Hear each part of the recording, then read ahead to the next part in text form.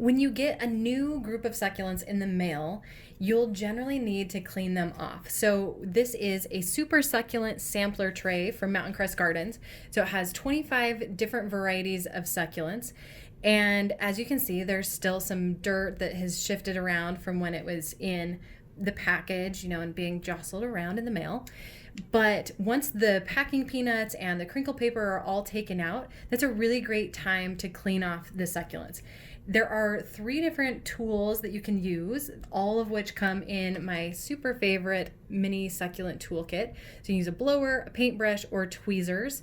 And if you happen to have an air compressor at your house, that is actually also a great way to remove the dirt and debris. Do not use canned air because that can actually cause frostbite on your succulents. But an air compressor or this little blower are a really great option. Now, you'd probably want to, instead of just blowing it right in the middle here, you'll want to take the succulents out.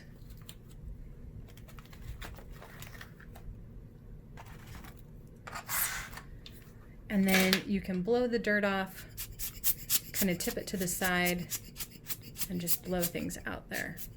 And if there's anything that's sticking that's just not coming off very well, the blower is my favorite way to get it off. It tends to work the best. But if anything else is not coming off, you can use a brush.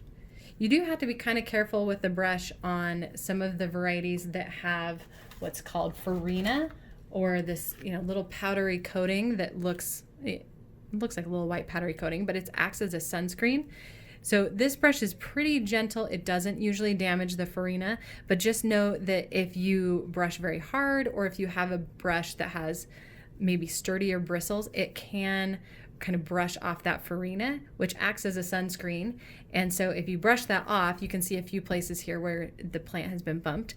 Those areas are a little bit more prone to getting sunburned. So you want to just be careful with it. At this point, this one would be safe from the sun, but if you wiped off very much of it, you would need to be really careful not to put it in direct sunlight. So the brush works really well. And then if anything is really getting stuck, then you can just go ahead and use the tweezers to pull out little pieces of rock or other debris that might be in there.